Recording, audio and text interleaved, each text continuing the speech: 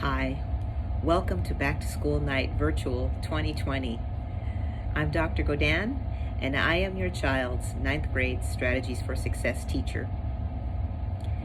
I like teaching ninth graders, incoming freshmen, bright-eyed, wondering what high school is all about, asking, where's this class? Can you excuse me? Where's this? Where's this? But they can't do that now because we're here virtually, online, and our district is attempting to provide quality education while we navigate our way through this pandemic. I teach, once again, Strategies for Success 9. We also call it abbreviated SFS 9. Our class is designed for freshmen who need to have an extra period time to get their work done. But not only is this a time for them to have extra time to get their work done, they also learn time management skills, how to set goals, how to succeed through high school, and transition activities such as what college would I like to go to, or where would I like to work in the future, what future career would I like to have. Those are the kinds of things we do in Strategies for Success. So when I'm on campus, the kids come in, we watch the CNN 10 News to get our brains warmed up, and I issue a warm-up for the kids to do 5 days a week, 10 points. It's worth 50 points a week. The kids watch the CNN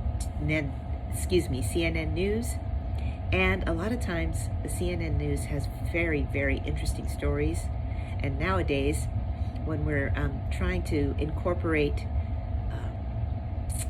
different kinds of ethnic groups, recognizing that all lives matter, Black lives matter, we want our kids to be aware that we are sensitive to their needs, and we want to include them more so in our daily lesson plans. CNN News provides a lot of that. And the stories are interesting, riveting, and the kids can enjoy and find out what's happening in the world in a really non-threatening way. After we watch the CNN News, I give the kids time to write in their journals, and I take roll. After that, we have a lesson, sometimes 20 to 30 minutes, that have to do with successful studying skills. And also skills of learning about how to set a goal, how to manage your time.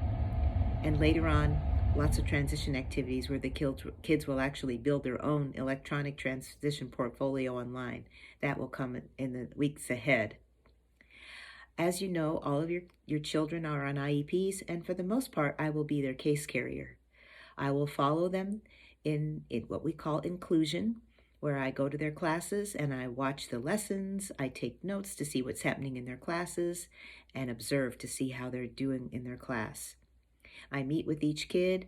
I try to meet with them once a week and discuss their grades. It's a little bit more difficult in the distance learning, but I can make appointments with kids during our 1 to 3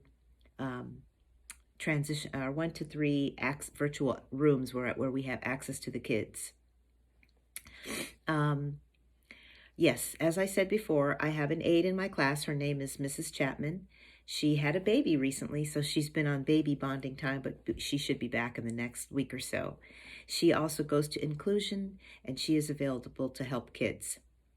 Now, during distance learning last semester, we actually were able to bring kids in who needed extra help with their taking tests, where if it's in their IEP and they have accommodations to be read to, we can actually bring them in and have Miss Stacy or myself read the test to them. That's if that's in their accommodations and noted in their IEP.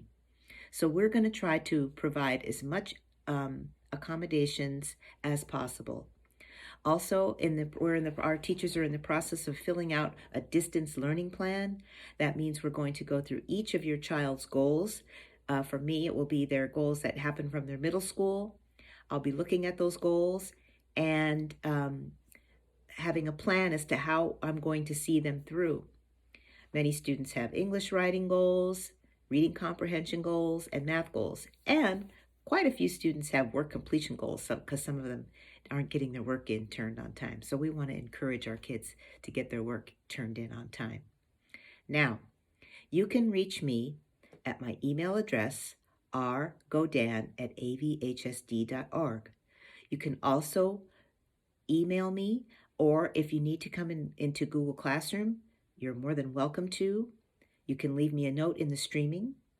You can also have your kid email me, or if you want to visit us during class time and get on camera and ask me a question, I have no problem with that. I would prefer to see the kids on camera at least part of the time during class so I can see their face, let me see how they're doing. But if they prefer to stay off camera for the entirety of the class, it's going to be up to them to have to be responsible to do their work. I can see what they're doing in the classroom, but if they're not on camera, I can't see exactly what they're doing. That is a danger, and it can, if they're not, if they're on their phone playing a game, then it's going to show up in their grade. There's only, we can't control what they're doing when we're not in the room and we can't see them. So my encouragement would be for the kids to be on camera at least for a part of the time. I did notice that a lot of kids like to comment in the chat box, and that's great. I love to have those conversations with them.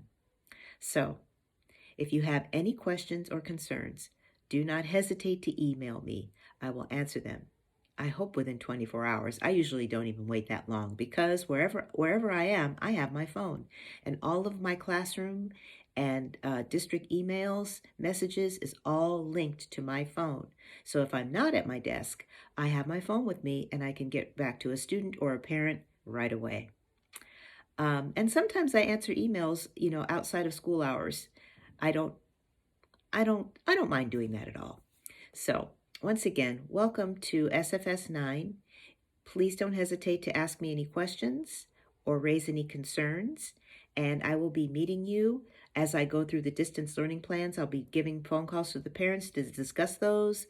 I'll also meet you during our IEPs, and I'm hoping that we'll be back to school hopefully in January so that we can see each other face to face. Once again, welcome, thank you, and I wish you a blessed school year.